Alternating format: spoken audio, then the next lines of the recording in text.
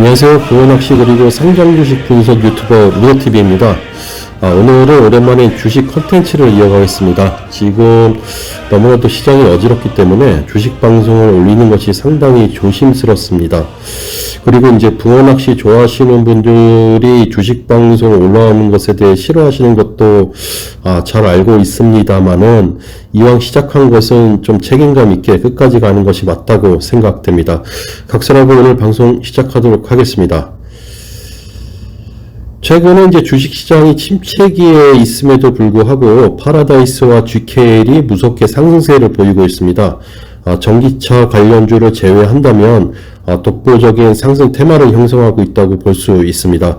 지난 4월 방송 때 코로나 리오프닝 그리고 인플레이션과 대체할 종목으로 이제 카지노 주식 GKL과 파라다이스 분석 방송을 했었는데 그 수혜가 숫자로 찍히면서 다른 주식들과 차별성을 보이고 있습니다. 일전에 왜 인플레이션 수혜주냐는 점에 대해서는 이제 원재료 가격 상승이 없고 공급 차질 리스크가 없다고 말씀드렸는데 이전 이제 4월에 방송한 1편 방송을 참고하시기 바랍니다.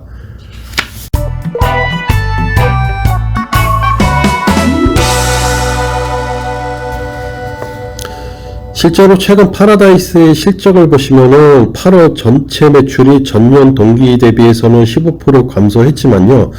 전월 268억 대비 90% 증가한 508억 원을 달성했습니다. 6월까지는 리오프닝 수혜가 미미했는데요. 7월부터는 이제 가파른 매출 상승세가 이어지고 있는 것입니다. 코로나 이전 19년도에는 이제 분기별 700억 내외였고요. 이제 객실 확장으로 800억 원이 이제 정상 궤도라고 봤을 때 지금 약 70% 정도 회복력을 보이고 있다. 그렇게 해석할 수 있습니다. 특히 이제 카지노 매출의 큰 비중을 차지하는 VIP 고객, 즉 일본과 중국 방문객 수는 6,900명으로 코로나 입국 제한이 있던 2,000명 때보다도 크게 상승했습니다. 아무래도 김포 하네다 노선 재개 이후에 하늘길이 열리고 있는 것이 크게 기여했다고 볼 수 있습니다. 다만 이제 VIP의 대부분은 일본 방문객으로 중국 VIP는 아직 코로나로 인한 이제 국가 통제로 방문객 수 회복은 정체되어 있는 상황입니다.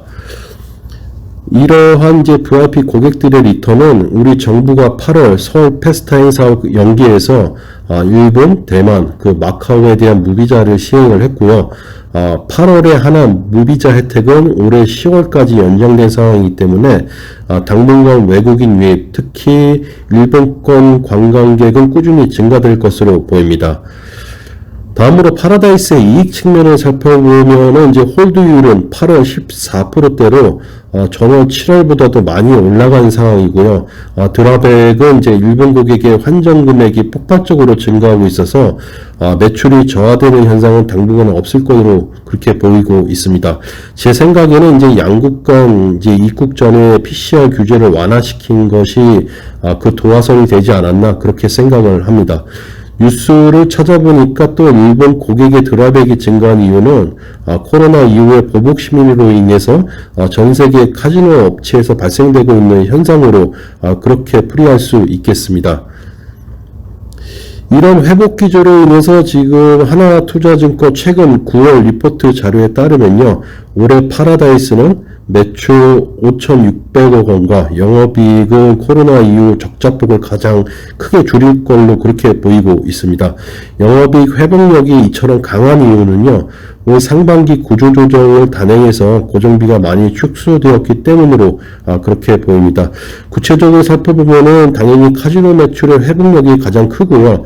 연계 상품인 호텔 그리고 내수 국민들의 여행 소비 심리 개선으로 리조트 등 이제 호캉스 매출이 크게 증가할 것으로 그렇게 보이고 있습니다. 그리고 우리가 가장 기대하는 것은 2023년의 폭발적인 성장입니다. 만약 큰 변수가 없다면 지금 회복세를 보이고 있는 파라다이스의 주가는 쌀 수밖에 없는 것이고요. 52주 최고가 3만원 주가로부터 할인을 받더라도 2만원 초반에는 놀아야 마땅한 상황이라고 저는 그렇게 생각을 합니다.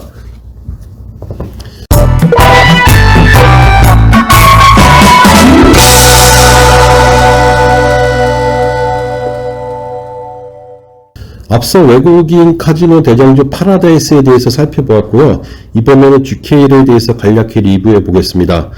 GKL의 영업상황도 파라다이스와 마찬가지입니다. 7월부터 외국인, 특히 이제 중국을 제외한 일본 VIP 방문객 증가로 인해서 8월 토탈 매출은 230억 원을 시현했습니다. 파라다이스의 8월 매출보다는 이제 볼륨이 작은 것은 파라다이스는 이제 GKL보다 호텔 매출이 크고 리조트 사업이 있기 때문인 것을 좀 감안하셔야 됩니다. GKL은 이제 올해 6월 이후 200억 원을 상회하는 매출을 찍어주고 있는데요. 통상 이제 GKL의 BEP는 월 매출 200억 원으로 보기 때문에 최근에 매출은 이제 코로나가 완전히 끝나지 않은 상황에서 상당히 의미가 있다, 그렇게 해석할 수 있습니다. 특히 홀드율은 GKL이 이제 파라다이스보다 다소 높은 편은 매우 긍정적으로 볼 수 있습니다.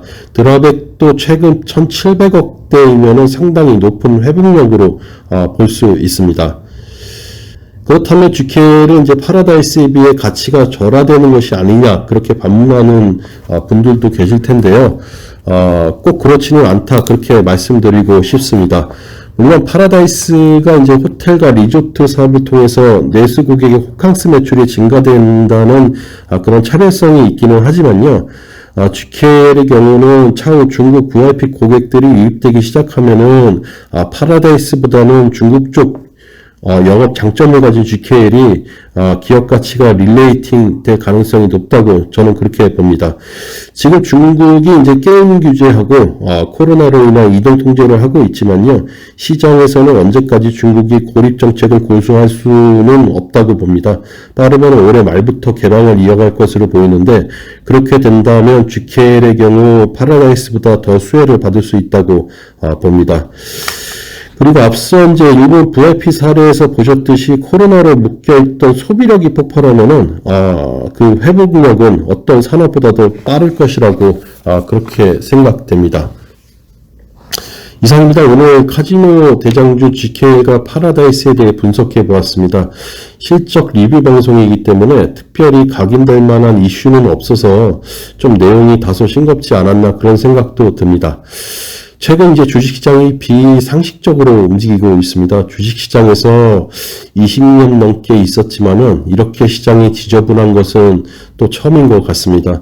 앞으로도 이제 신흥국 경제 위기, 환율 문제로 시장이 더 출렁이지 않을까, 그런 걱정이 사실 앞섭니다. 하지만은 시장이 오래 있다 보니까요, 이 또한 지나가리라는 명언이 가장 와닿습니다. 점점 갈수록 시장이 어려워지지만 또 언제 그랬냐는 듯이 반등하는 날이 오리라, 그렇게 생각합니다. 그때까지 장기 투자하시는 모든 투자자분들이 끝까지 신념을 가지고 우리 주식시장을 굳건히 지켜주시기를 바라면서 이만 오늘 방송을 마치도록 하겠습니다. 부족한 방송 시청해 주셔서 감사드립니다.